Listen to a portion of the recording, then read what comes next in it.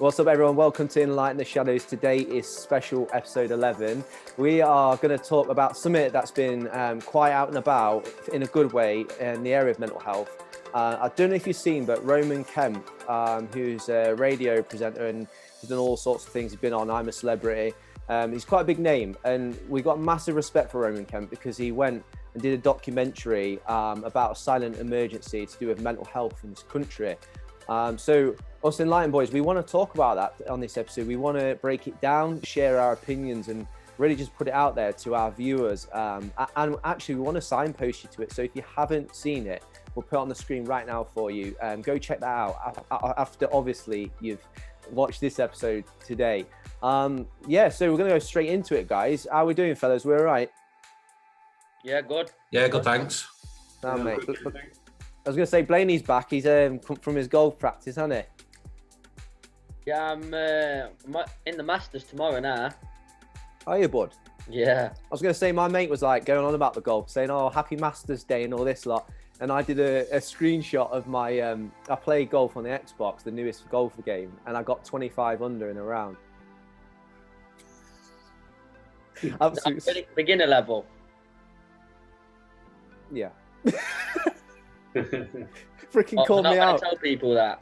Bro, no. He goes, make it harder. And I said, what as if I had to say if it wasn't? Fair, if we're getting onto computer games, I think it's only right that Jack mentions to everybody about what he used to do when he played Grand Theft Auto. Maybe not on this episode. We'll save that for a Christmas special. Oh, shoot.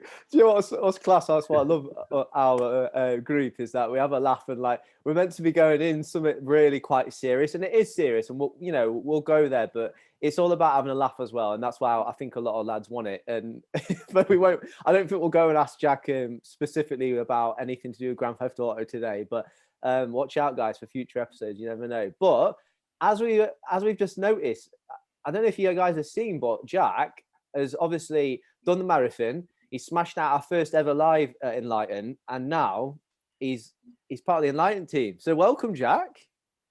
Thank you. Nice one. So this is your first special episode. So yeah, mate, just enjoy yourself, and I hope you've done your homework, or else it's going to be a bit tricky for you, mate. Otherwise, it'll be a short stay. Like Rosie.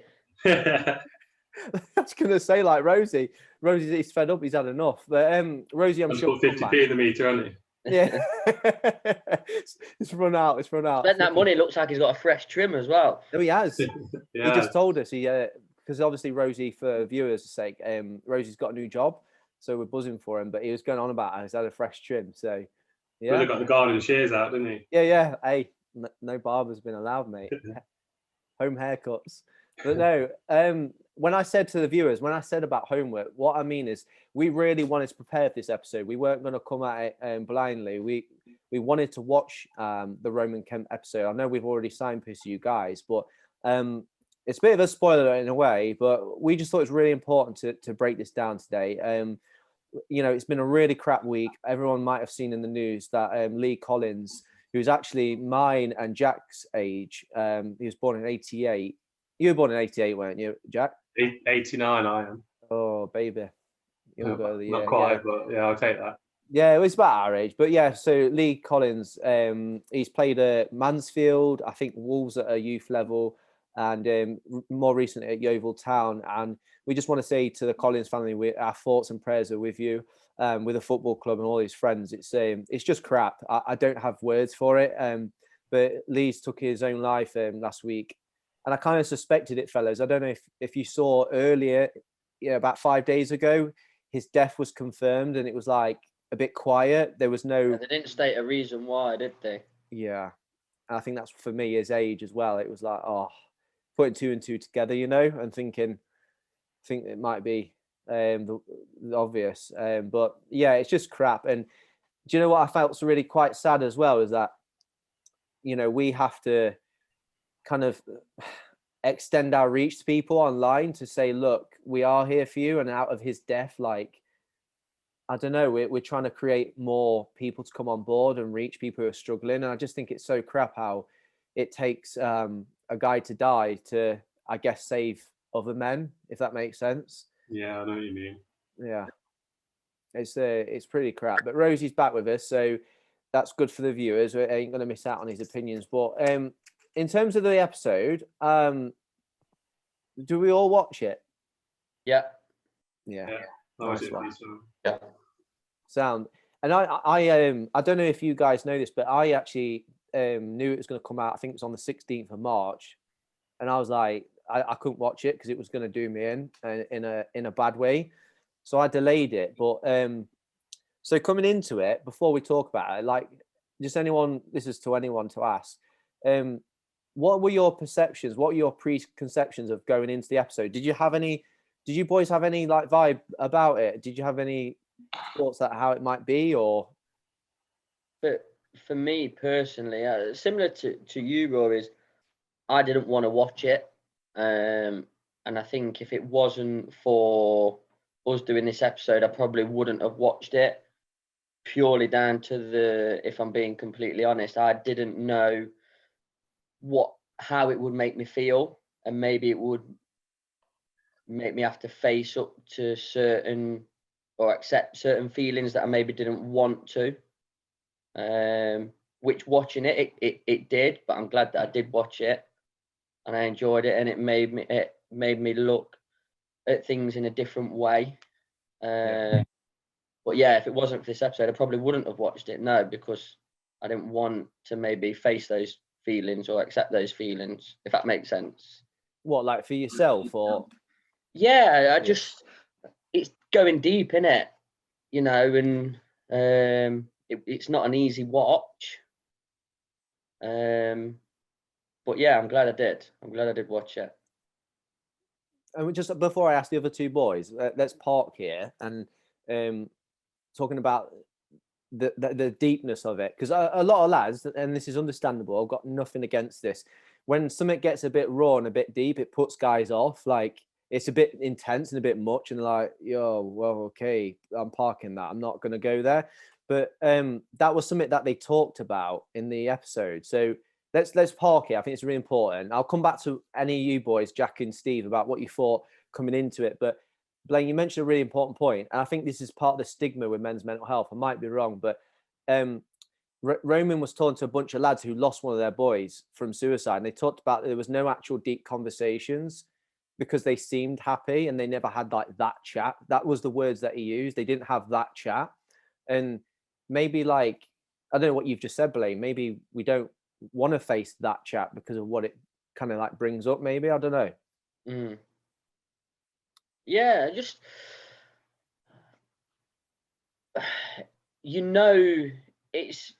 before you watch it that it's not a program that's gonna make you laugh.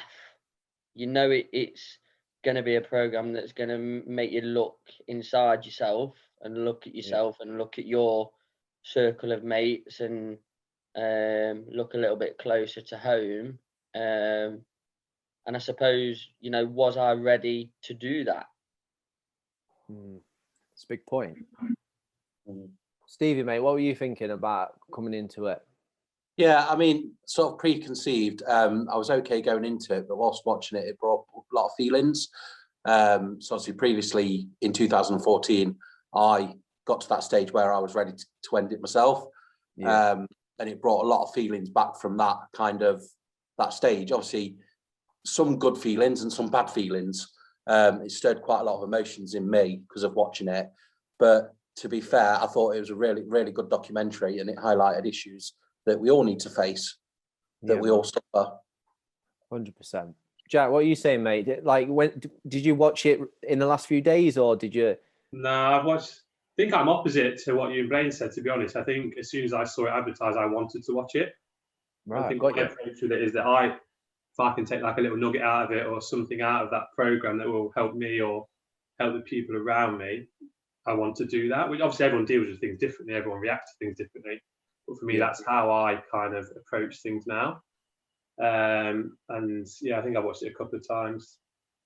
Yeah, just on that, obviously, when you did watch it, did you relate back to it as well? With obviously, I know you've had personal issues, obviously, in the past? Was there a lot of things that were said that you were like, yeah, I can relate to that, etc.? Yeah, I think the big bit for me was when they did the video of Joe in Clapham Park, just before he died. Yeah. And he's laughing and joking, and obviously the next time they hear about him, he's dead. It's like, I wouldn't say relatable, but kind of been there, if that makes sense. Like going to cricket and going about day-to-day life and not opening up to anybody until I spoke to my mum and dad, kind of thing. I was that guy that was smiling on the outside but hurting on the inside, without sounding cliche. So that, again, that was the kind of thing that I thought, whoa, this is like real. What I had was real, blah, blah, blah. And it's good that it was being publicised. Obviously, if I'd have seen that before I had all those feelings, potentially, it wouldn't have got that far, if that makes sense. And I think for us, especially for us men, is that we bottle things up and we just keep it inside. And I think, me, like going back to me, I was throwing myself into everything, such as charity work, volunteer work, you name it. I was throwing myself into it to hide away from those feelings, and also kind of hiding away from the other feelings as well. So I think that for me, it was kind of, I was throwing myself into other things to divert from actual my own mental health. Definitely. So I was kind of like chirpy and quiet kind of thing. Do you know what I mean? Definitely. I think what stood out for me again was like those young lads. You remember that he went up to Belfast, didn't he? We'll get on to Nottingham because that's where us boys are at, and emergency services, etc. We'll go in all sorts of areas, but that really freaking broke me a bit. The lads in Belfast, the young teenagers, and I thought that was the hardest part. That was a tough watch. Mm. They're so young. They're so young kids, like two young teenagers, kind of like just really struggling. It just sort of broke my heart a little bit, knowing that they, they shouldn't have a care in the world, and then it was kind of them being all like broken. Do you know what I mean? It's a bit. Yeah. When I look back to when I was like 15, like it wasn't spoke about. Like suicide wasn't mentioned in the media. Mental health issues weren't publicised on anything. And to know that someone that young has to go through that, like lose their best friend and not know. Like there's one part where the lad says, like, I just wish if I'd have called for him, would it have been any different? Like someone that young shouldn't have to have them feelings, and it's just sad, isn't it? It's just massively, man. I think as well what they've kind of learned as well in this is that having those conversations we've just alluded to, and like how to approach it. Like it's pushing through the uncomfortable aura that it brings, isn't it? And like you mentioned, Rosie, like you did things to avoid it, and Jack, like it took you like time to kind of the facade was there, not in a critical way, but it was something how you weren't genuinely feeling. You were trying to be brave, you were trying to be positive, but actually deep down it's like getting to that stage where you wanted to talk to your parents and then doing it. But I don't know, like it's a question for us all to think about. How do we facilitate where we're gonna go there, where we're gonna actually, I'll be vulnerable. So this recording we're doing for you guys today should have happened a couple of days prior, but I had my own struggles and I've had my own mental health battle this week, of carrying things for like 4 years, trying to like wanting to be a dad. The fertility journey I've been on has been horrific, but I've had some positive news, guys, and what it did a weird thing for me, like me carrying all the burden and all the feelings I've had, like it all like leaked out this week. And so I just said to you boys, didn't I said I can't do it. I'm really sorry to let you down. We've had this booked in the diary, but I was like, I can't be fake. I can't put on a front on the camera. So yeah, like I don't know what the answer is and why I built up that strength to do that. But what do you boys think? Like what does it need? What does it require for us boys just to like be honest and chat? Like if we're in a bad place. You need to normalize people speaking, people opening up. I still think there's that barrier that if somebody does open up, they, that phrase of man up,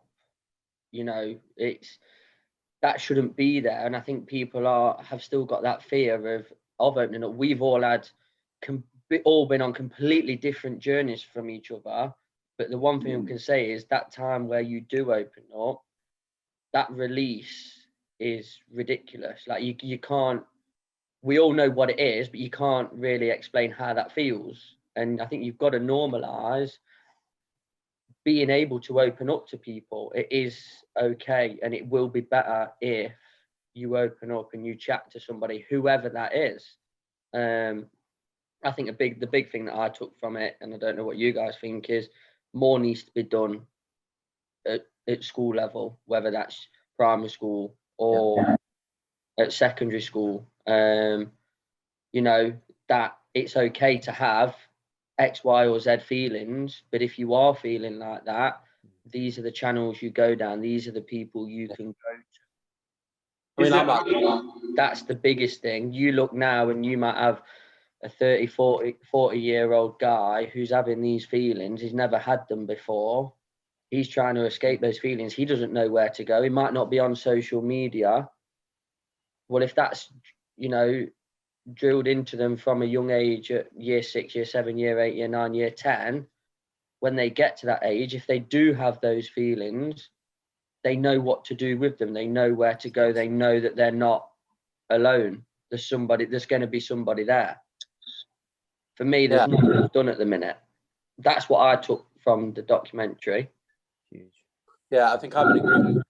I think it should be from age 10 upwards, kind of getting that whole kind of pre-teen mental health support. Kind of, you can talk about your emotions, you can be open, you can be honest. Because at the minute within schools, I think that's where it stems from. It's pretty much, you know, you graze your knee and it's kind of get the paper towel out, it's okay, move on, sort of thing. And that's the same thing that I feel is happening with mental health. I think a lot of it's box ticking. On the outside, it looks we're doing the right thing. Some schools probably are, but I bet there's more that are not. And that's a really bold statement, I know. But I think from the outside, it might look good. But actually, if you did a bit of a deep dive into it, are they? Definitely. I think as well, there's proven research as well. Like if you disclose you've had suicide ideation, which is like suicidal thoughts, it's absolutely factual that it doesn't increase chances of you taking your own life. So the fact that we're even saying this now, lads, is massive, and the fact that we're breaking this down so beautifully is class. And this is what it's about. It's helping. Like I'm hoping the blokes that are watching this are, you know, are sticking in with this and really trying to find some truth in it, because you may not actually relate to it, and I think that's part of the problem too. Like Rosie, you just said about putting a plaster on it pretty much, and you talk about tick box exercises. I think it's got to mean more. It's got to be deep, and it's got to require, I think, people to do their best to try to understand it, even if they may not, because then it creates that environment, I guess, of trust. Jack, you were going to say something. What were you? I think a minute ago. I was going to say ask Blaine, because I know Blaine works in the school, if anything's done in his school, but he's already answered it. So. Got you. My school is unbelievable at it. Right. Like generally, not just saying it because I work there. We have a lady whose sole role kind of in our school is pastoral care, which is quite unheard of for a primary school. You get people doing those roles in secondary school, but I've worked at hundreds of primary schools from an outside agency point of view. Never had come across that being somebody's full-time role in a school until I'd gone to the school that I work at now. Do you think that's down to like the head teacher having been through stuff? I think it's down to senior leadership and everything else. Yeah, schools kind of, what are their priorities, I guess, the needs of the children within the school or the area, and the approach of the school. Yeah, definitely. And that lady that we've got in our school does an unbelievable job, is like the perfect role model for that job. And there's so many children that look up to her, and she has a special relationship with them that other members of staff in the school haven't, purely because of the role that she does. So what does she do? Does she like teach lessons? Does she just... No, doesn't teach lessons. So variety of job roles, I guess, as such, of being a well-being support to families. She doesn't just support the children, supports the families as well with issues going, you know, maybe family life and I think that's also the good thing, that you have that wraparound care. So like, so an issue happens at school. Yeah, always in well, contact with them. Just, it's a massive role in the school, a massive role. And if somebody was to come in and look at that job and see the positive impact it has in one school, the argument would be, why is that not happening in other schools, especially now due to the pandemic that's happened as well. 100%. You're absolutely right, mate. I ironically used to be a behaviour specialist in a primary school in one of the toughest catchments in the country, actually, a beautiful school, but a lot of high-profile children with emotional behavioural difficulties. And I used to run like small groups of like 4 or 5, mainly boys, and just do a lot of nurture play therapy with them, but like teaching them and skilling them with social emotional literacy. So like, get them to identify why they feel the feelings they feel, that they might be in survival mode, so the brainstem kicks over. Bro, lads, we're talking about 6-7-year-old kids, right? And they've just got it, and within half term they're telling me, going, "Oh, Mr. Green, I think I'm going survival mode, I need to use my tools." And I'm like, "I have 10 minutes." And they won't kick off, and then they would access the learning better. So, you know, I know we're men and this is a men's chat, but I think this is important because men are fathers too. And I think if we can take that nurture approach rather than like a freaking slap round the lug hole, because they think that, you know, they think that they're kicking off. That was the old way, wasn't it? Right. And, you know, I'm all for discipline and structure and routine and boundaries, but it's having that understanding. If you know that somebody's having issues, it might be parents have just broken up, for just as an example. If you know that you're working with that class, but you know you've got somebody in your class that is very emotional and they're not normally, you need to understand why, and then what support in your school is there for that child. And like I say, they might be, their way of dealing with it might to all of a sudden become abusive in school. That's out of character for them. But you need to know as a school why that's happening. Instead of, like you say, it used to be a long time ago that you might have to, as you say, clip around the lug hole or whatever. But there needs to be more understanding around why they are feeling how they are feeling. And I think a lot of, as well as there's a lot of, especially in secondary schools, pressure to do well in exams. Okay, that's fine, but how are they going to deal with that stress and that pressure that's being put on them? It's okay, you want to put that pressure on them, okay, well, where's the support for them as well? Definitely. But with secondary school as well, there's a lot of impact on like being popular, being how you look and stuff like that. You start to get that in secondary schools, which isn't in primary schools as well, so you probably need it a bit more, don't you? Yeah, man, definitely. And when in the programme we went to Notts, which is our area, and they focused particularly on the triage car. So not to give too much away, like I hear on police radios a lot, suicide grade 1s come in a lot, and they have increased since the pandemic. And it's hard because my heart, like you boys, is to serve this purpose and to support people so it doesn't get to that crisis point. But when you hear it in your radio, like more so than not of recent months, and you're thinking like the police's job is to protect and serve, yeah, but like, should it be them like responding to saving people's lives in that way? Have they got the expertise? And they did a great job, as we saw in the episode. And you know, the youngest one that they had called in was 13, and you know, back to what we just talked about. But a couple of things she said that were really potent. I want us to break this down, if that's all right. She said 90% of the suicides were males, the call-ins. Now we know 75% of suicide deaths are male, so even the call-ins were more male. And we're not dismissing that females struggle with this too, but the lass who's on the control room, she said the two things that stood out were relationship struggles and jobs, like losing their job. So like, as you for you fellas, like, what do you think in your life, like, would you, if your mental health like deteriorated, do you think it would be more down to your work or relationships or like something else? See, I think me personally, it'd be like the relationship breakdown with my kids. So I think if I wasn't allowed to see my kids, or for whatever reason, which, you know, I think that would make a massive decline in my mental health. So my kids are my like kind of support network to keep me going. Definitely. You know, and they're kind of like my work as well. I think, you know, given my new job as well that I've just got, you know, working as a housing officer for a local authority, a homeless officer. So it's kind of, if I didn't have those, then what would I have? Yeah. Jack, what were you going to say, mate? Yeah, I think it's a bit of a combination of the two, really. I think relationship-wise, I've had a number, none too serious, and the breakdown of those has impacted me quite a lot. Whether it was meant to be or not meant to be, like they have impacted me quite a lot. So I think that moving forward, that'd probably be similar.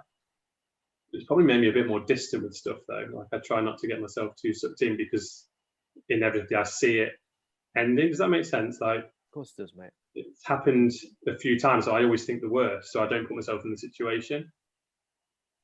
So that's probably what my analysis would be of it.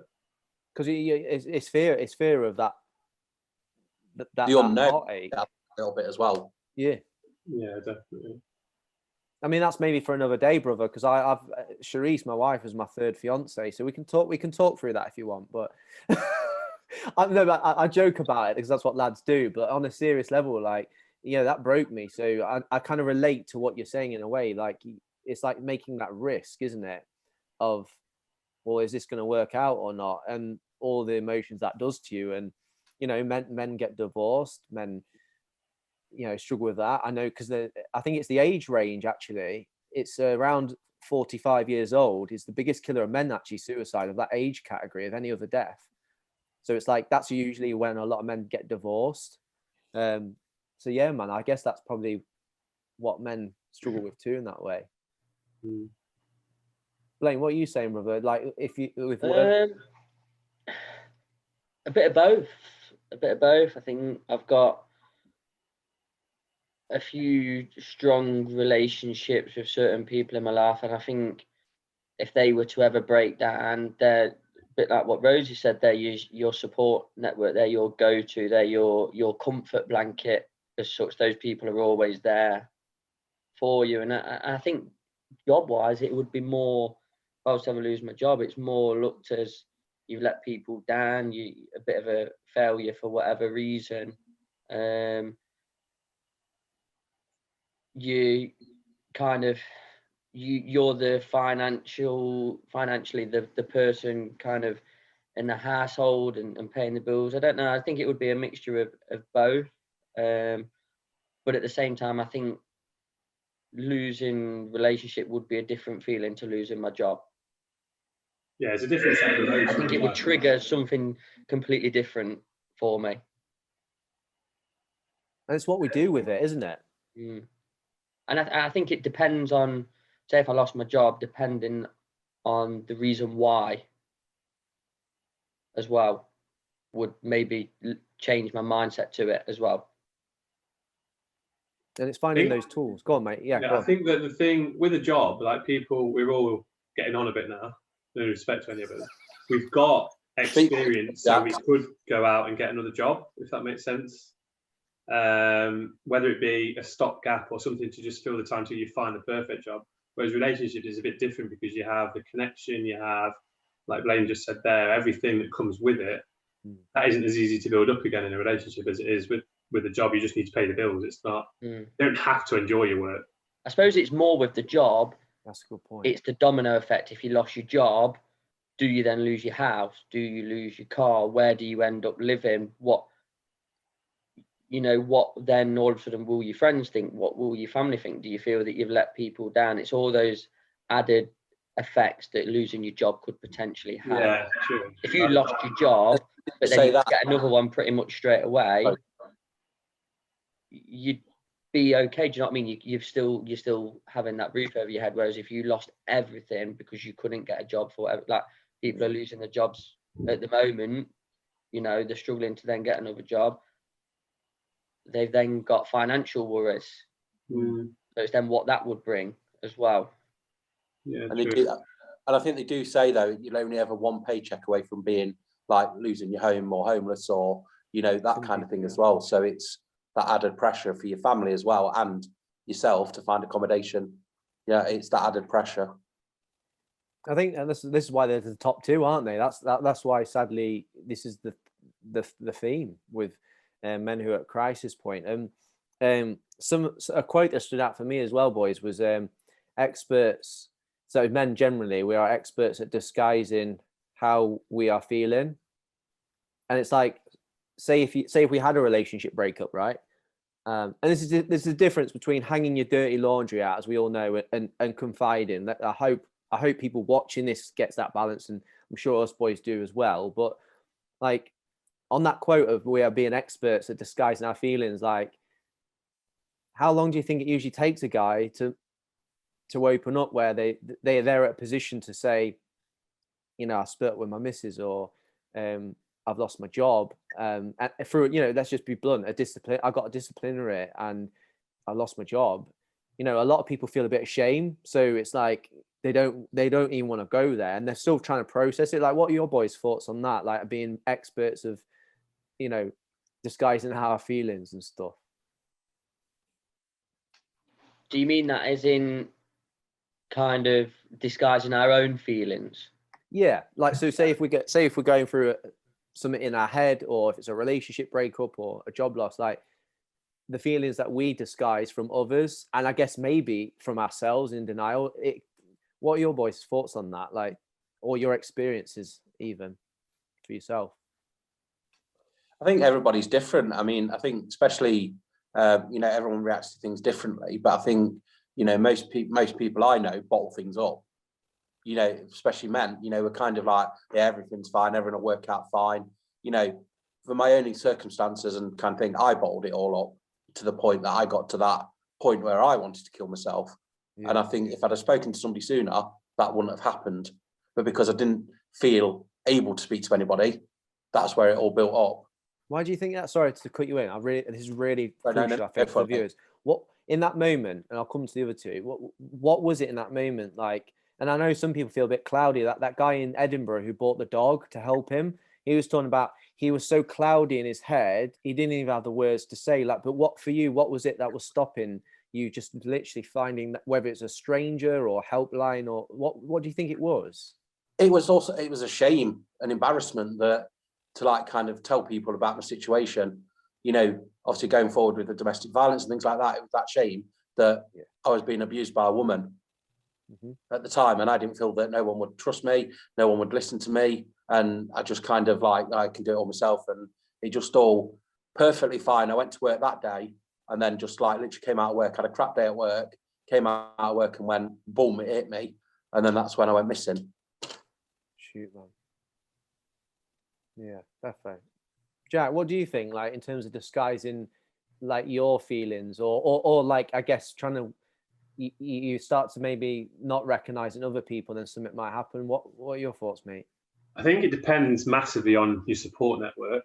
I think when I look at my situation, my mum suffered really bad with depression, and I probably held off telling her probably longer than I should, because I was worried it could impact her a lot more. Like it could tip her over the edge. Like it probably wasn't going to.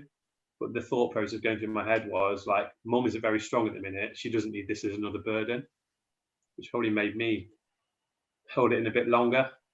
I tried to go down the counsellor route instead, and I think I saw 4 or 5 counsellors before I actually had one that I could engage with. So yeah, it depends. Every situation is different. Every person is different. Every person's circumstances are different, I suppose. Like I've got groups of friends. I've got quite a big friendship circle. There's probably only 2 or 3 in there that I would open up to. The rest of them, they all know, obviously, because of the domino effect. But initially, I won't even think about telling some of them. So it depends. Because I've got some good mates too, like yourself, quite a big circle. And me and Blaine were having this conversation down our Nutbrook Water.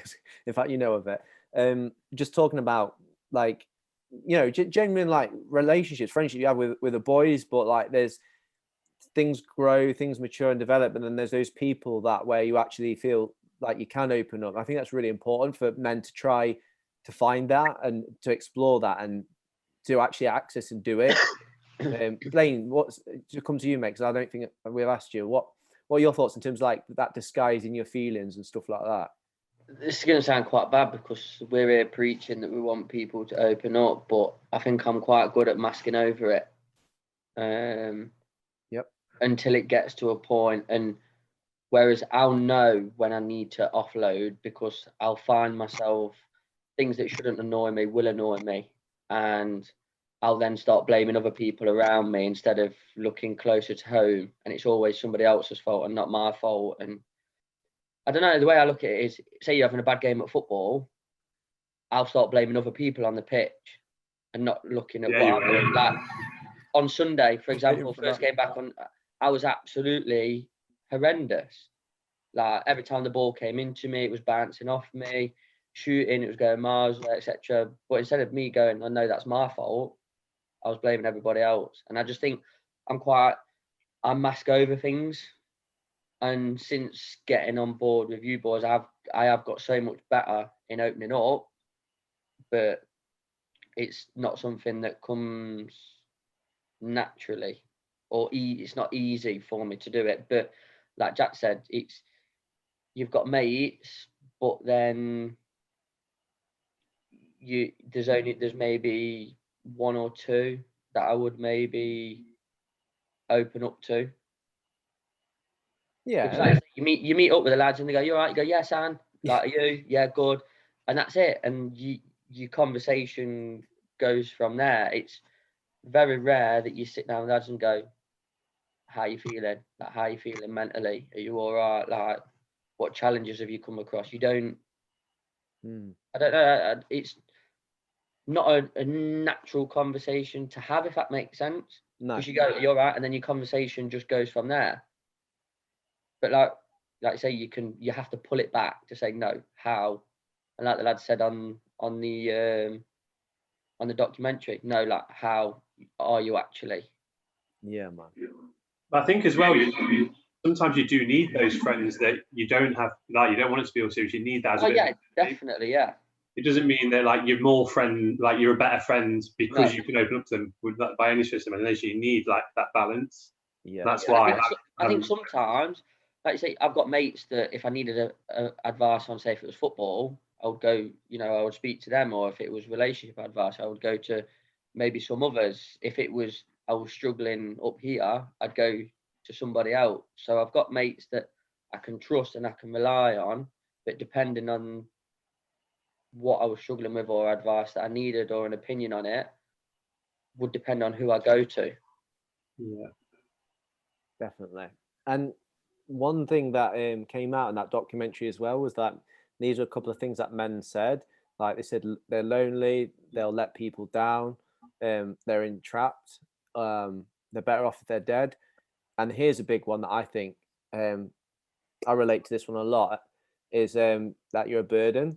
And I want to say to you, Blaine, mate, massive respect for saying what you just said. And there's people ain't gonna look at you any different, like saying, "Oh, we come from the front." But the journey you've been on since you've been on board with us is classed to your own admission. And I think that and coming from myself too, bruv, like I can't remember any time in my life before this week where I've actually cancelled genuinely on someone because I'm really not in a good place at all and I have to cancel, but then actually being honest about it and saying why I'm cancelling because of that reason. So yeah, in the same way, brother, like this Enlighten's only not even a year old. It'd be a year old end of next month. And yet I'm still learning, bro. I'm still learning to do what I did this week with you boys. Like that was pretty like a one-off for me. Like I've not done that before. And I appreciate you boys. You were freaking amazing about it. You made me not regret it. You made me just go, yeah, wow, they got my back. But I still thought the feeling. I wanted to, like you, mask it. I still thought, oh, I'm not. I can't. No, I've got to crack on with it. Literally, the words, "I've got to man up. I've got to push through," came into my head. And we're here from the front trying to reach to men, and I think the viewers have got to hear this from us. We're not perfect. We're still learning, for sure.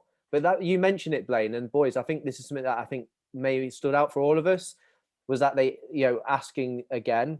Roman Kemp said he's going to use that from now on himself, asking twice, like, "Are you okay?" And they're like, "Are you okay?" Because we do, don't we? You're right. Yeah, I'm right. Yeah, not bad. Mm. And that's where the masking and where we suppress it and we disguise it because we don't. I guess I don't know. What do you boys think? Is it because we don't expect the question and we're not ready to really say it because we haven't thought about it enough to have the language to say it? What do you think it is? I think sometimes as well, I don't think that, with it, I think sometimes we can be not emotionally strong ourselves to ask that question. And we're still processing our own thoughts and feelings. And especially if you've had like bereavement or trauma or, something like that, I don't feel that you couldn't be in that position to go, "Are you okay?" I think that's a lot to do with it as well. Personally, that's what I think. Yeah, I'd agree with that. I would agree with that. Definitely. No, I think we could do that more, couldn't we? Like, we could ask each other and because I know we've got this and we're growing tighter like as the weeks go by. But we've all individually got our own unique relationship circles as Rich as well. Like Rich is having a rest tonight, so don't worry, guys. Like Rich is having one off because he did one of the last ones, and Rich is doing great work as part of all with it as well, though. Are they also willing to accept those feelings? Like Rosie said earlier, where they suppress them and they push them down. Have they pushed them that far deep that they're just not accepting them, and then all of a sudden, I suppose, a bit like a trifle, it's just one layer on top of another until it then just does get too much. On a level, I'm not trying to banter. That I like that the trifle. Trifle, yeah, it's a good. I tell you what, I love a good like strawberry trifle and stuff. I'm not having it. I love a chocolate one. A chocolate trifle is yes. What was it, about 40 minutes into the episode, and he broke. He had to mention the food. You've had too many school dinners, you have, kid. No, mate. If you see school dinners should just be banned. Jamie Oliver, mate, has absolutely destroyed them. Oh shoot! I tell you, my best school Bring back pudding. turkey Twizzlers. Oh, my best pudding though at school was chocolate sponge pudding with custard. Ooh. That was my best like. What about treacle tart? Treacle tart at school. Manchester tart with custard. Ooh. My mum was always too much of a snob to buy school dinners. Genuinely. We used to have like little tuna and cucumber cobs like we were posh, but we weren't. You had teddy bear meat, mate. Teddy bear meat. Billy Bear, wasn't it? Billy Bear. Yeah, Billy Bear. Freaking legendary Billy Bear. Oh, mate, I love it. Dead serious when we just pull out the food. Just balance it up. Class. Something moving forward though, boys, for us at Enlighten, is I wanted to talk about the safety plan because let's be blunt, suicide is 100% preventable. It shouldn't happen. Not one of them. Like the ONS before COVID released the numbers for 2019, but they announced it for 2020 because of coroner's reports. It was 4,303 men.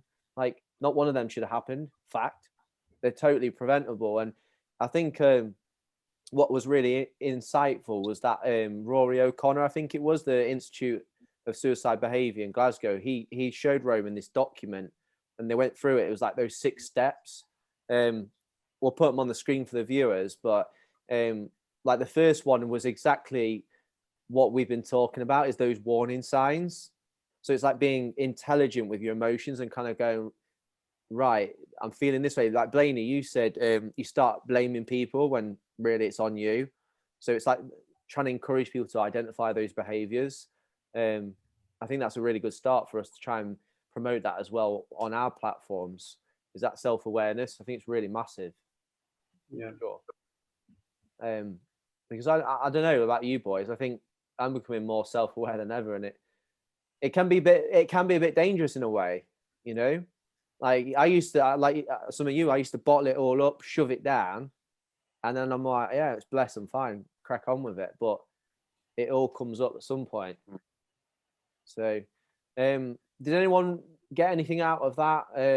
They talked about coping strategies, like I mean, people you can I think contact. also, sorry, Rory, sorry, I think, fine, brother. also having like a go-to box is another safety plan, with like colouring or drawing, or, kind of having favourite food in a box somewhere, and that your darkened place, or aromatherapy, candles, bubble bath, like that.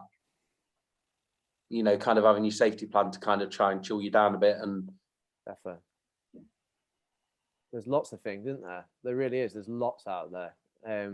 Like we had an episode last week with the rugby league professional Anthony Mullally. He was talking about like down regulator and up regulator breathing exercises to if you're feeling like really in a bad way, it just brings you right down, calms you down. That's another tool that people can access on an episode. So yeah, that's what we want to be here in Enlighten. We just want to signpost people, help them to talk, and empower and transform them so that they can grow themselves. So like we it's not the savior complex. We're not here to save them. They've got to want to save themselves. Does that make sense? I know it sounds a bit harsh, because otherwise all we're doing, boys, isn't it? We're just reacting all the time, responding like the police do.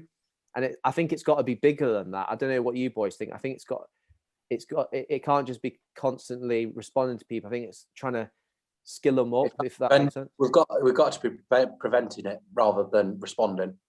And I think if we can talk about it. Do you not think that then relates back to programs and schemes of work being delivered in schools?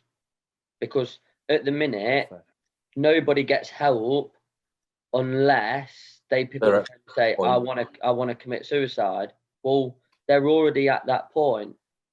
So why deal with it when they're at that point? Why not prevent them getting to that point?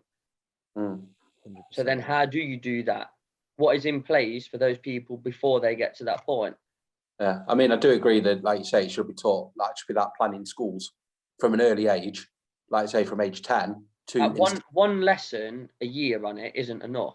No, that's tick box. At least, once a month maybe, but in a PSHE lesson, you do it once a year. In one of your PSH, no, that's not enough. It needs to be a 6-week scheme of work, or it needs to be 1 or 2 lessons a half term. So they have 6 or 12 over that 39-week period, which are broken down into different feelings and different areas of how you might feel and how you cope with that. And it's when they're in year 6, they have a scheme of work for them, and when they're in year 7, they have a scheme of work then, and it's a different scheme of work each year for them. And it probably is in a little bit more depth. And when they do get to year 11, all right, it might be quite brutal with some of the stuff that you maybe have to speak about, and you might have to go deep, and it might be a hard lesson to deliver, but they need to be aware of those things, and they need to be aware of how you deal with them. There should be like a traffic light system as well to regulate emotions. It's obviously red that's danger, amber and kind of in the middle. I've seen stuff like that in schools. So have you seen the film Inside Out? Yeah, man. So in our school we have things like, we have the anger, we have the red, happy, they have the yellow, emotional, and then they have something else.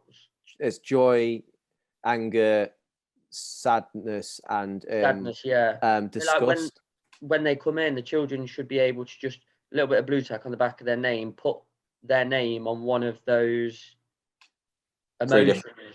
And it doesn't have to, done straight away, but throughout the day, you approach that child and say, I've seen that you've put your name on whichever one it is.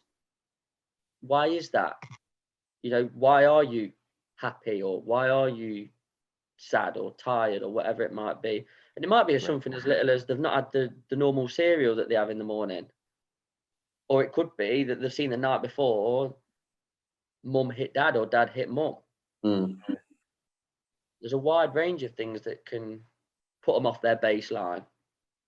Do you think that's something we should do then, fellas? Like, let's talk real now. This is what it's about. Like, let's break down Roman Kemp's episode, but why not think about outside the box? And I'm just thinking, we've got the Facebook group. We'll put it on the screen for people to access now. It's an open men's chat group for those who are watching.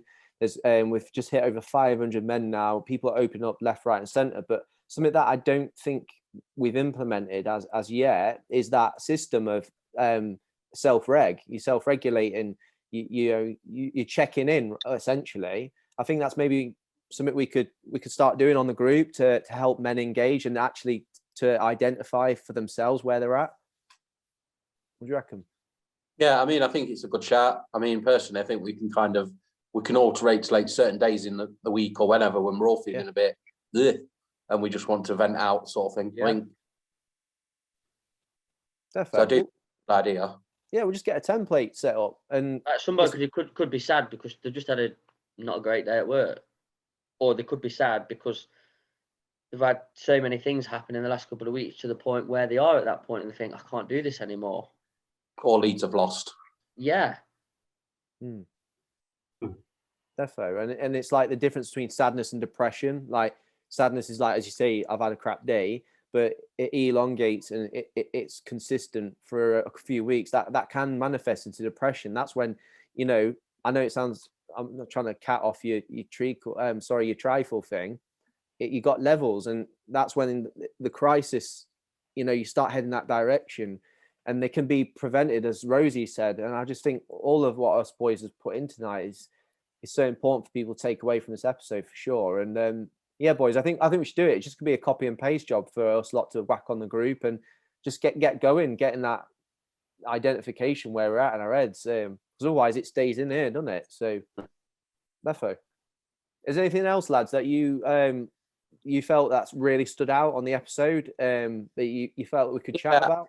I mean, I think, to be fair, I know obviously that if nobody's seen the programme, I think, it didn't, there was like literally one short clip about the street triage cars, literally like that one short clip, and then the rest of it was focused on something else. I think there could have been a bit more time invested into that, but then that's down to the programme makers, not us.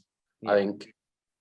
I think they went for the juicy stuff rather than the full kind of stuff that they could have gone with. Yeah, they're probably just trying to balance it out as well, because I think they strategically went across the UK as well for the viewers. But no, it's a good point, bro. And I think in the future we will be looking to be in touch with Notts Police and getting people signposted. I've had a conversation with the PC, the sergeant, who's in charge of mental health. I said about getting our stuff with them. So we on that triage car, they have a pack, and so hopefully. Probably getting ahead of myself, but he did say potentially they can put our stuff in there so they can signpost to our chat group and we can hopefully support people. You never know. Jack, mate, Blaine, you got anything that you chat about, or you're good? I think the one thing that sort of stood out to me was not necessarily the show itself, but the amount of people, like friends, that messaged me saying, "Oh, have you seen this? Like, how sad is it that you just can't see it coming?" Like, especially about Roman's mate's suicide, Joe. Like, how a lot of people knew about mental health, knew people had mental health issues, but they hadn't seen a program like this which was as impactful as it was. So they didn't break it down and think, geez, that could be happening to my best friend, it could be happening to my brother, kind of thing. And there's people that have never, so I'm quite vocal on social media about mental health, about my mental health struggles, and it was kind of the people who hadn't replied to stuff previously that was sort of pointing it out. So it shows that the reach is growing and more people are becoming aware, which, as sad as it is a positive, if that makes sense. It is, mate. So that's the main bit, yeah. Yeah, it's a great point, mate. There was one thing that kind of stuck out to me, and in my head I was thinking I didn't know whether to mention it or not because I don't know if I'm being controversial, but I just so Roman, obviously he opened up to his mum and he got very, very vulnerable when he was telling her about that issue he had when he was in the bedroom and he was on the floor with his hands over his head, and when he was on the walk with his mum and he opened up to her, told her how bad he was feeling. What was your reaction on how she responded? I didn't like it, but that's just me. I thought it was a bit cold, to be honest, but it might be her way of dealing with it. Like, I remember I opened up to an ex-girlfriend before, and she did something to do with mental health, and she was like, okay, is that what you're into? She's like, I don't want to give you guidance because it might sway the way you feel. So it might have been something like that, but she's got to be a bit more mummy there for me. And I think also with the cameras following, I think that's probably off-putting as well. You say that, but her husband's famous, Steve, Roman's famous. She's probably not shy of it. But not to disregard what you're saying, but she's probably used to that. Yeah. Pardon? I'm with you, Blaine. I was a bit like, ooh, if that was me with my mum, I wouldn't have been too. I wish I wouldn't have done it. I might be wrong, and their relationship is totally unique, and this is a bit controversial as you were like alluding to, but I think she was trying to process it herself, which is totally fine, no judgment on her. I think it was a big shock to her. I don't think she expected to hear it that deep, and because he broke down, I think and it's not her fault. I think she froze in the moment, which is fine, but he just needed a hug. He did you notice he had to go to her? Did you notice that? Yeah. And that's what I mean. Actually said, I know that you wouldn't do that. And for me, that was a bit like, but how? How do you know that he wouldn't do that? Let's say he'd have come to you and said, this is how I'm feeling. And the reaction was, yeah, but I know that you won't do that. Yeah. That is, is that why some people don't open up? I mean, I think it is, but I don't want to be harsh on Mrs. Oh, no, I'm not. I'm just asking, and this is why I didn't want to be controversial, because, like you say, the cameras are there. It's a very unique situation, and but I don't know that. I thought the documentary was great, and I think it will help so many people. That was just one bit, and I feel like that could have been a better response. I don't know, maybe I'm being too harsh and too controversial, but no, I don't know the fact we all thought it. No, I think it's quite sort of cold, if you know what I mean. Not meaning nasty about that thing, but it just seemed quite cold towards it. The whole situation, it just seemed very cold. Yeah. But she might be like, we don't know enough about her. She might be that as a person. You know what I mean? We shouldn't think, but it just seemed very kind of cold. Yeah. And it might be, but that might go back to, that's why Blaine's made a good point. It might go back to the insecurities that men have about making themselves that vulnerable to then, like, he had to initiate the hug, and that's, so yeah, 6 and 7s, we don't know their like the fear of rejection as well, because if you but I also think, in that same conversation when he was on about when he phoned his mum, she did an unbelievable thing of leaving the sister on the phone to get there. She did, yeah. So I'm not digging her out, because in that situation, how many people would have froze? She didn't. She dealt with it in an unbelievable way. She did, yeah. Because a lot of people might have just, right, I'm coming, and put the phone down. And then all of a sudden they get there and they're gone because they've gone and done whatever. And to deal with it in that way, I thought was brilliant. But just that response to... Maybe she didn't want to cry on camera as well, maybe. Yeah. So she's like protecting herself. Yeah. We don't know. It's a good point there, brother. All right, boys. We got anything else, or do you feel like done it justice? Yeah, I think we've done a good analysis there. Yeah, definitely. Let the people decide. It's been amazing to talk about it as well. I think kind of getting things off chest, and as guys talking, it's kind of we've got things off our chest, and we're not bottling up because we're talking about it. Definitely. I thought those. I know we've already touched on a little bit, but those lads, those 15-year-old lads, how they came across and how they spoke was unbelievable. Yeah. The way that they got their message across was very powerful. Yeah, they did their mate proud, mate, 100%. Big time. All right, boys. We're happy with that. I think we've smashed that. But yeah, we just want to say to the viewers, thanks so much for watching special episode 11 tonight or today, wherever you are. If you've been affected by the episode or the things we've been talking about, or even Roman Kemp's thing in the future, that's totally fine. It's okay to be impacted in a way that's like really upsetting. So if you are, coming up on the screen right now is the Facebook group we've alluded to. It's safeguarded. We have rules on there to protect you and your privacy, and you just get mad love on there and encouragement. So yeah, that's coming up on the screen for you to check out. And then social media side of things, follow us. We're on Twitter and Instagram. So that's at ENLIGHTEN and if you haven't already, get on it, subscribe to this channel, press that red button down there. We are about nearly 450, but we just want to reach more and more men so we can simply do exactly the things we've been talking about on this episode. Really enjoyed it, guys, tonight. Thanks, fellas. It's been sick. Nice one. Yeah, cheers, guys. Cheers, Rory. See you later. Nice one. Thanks, guys.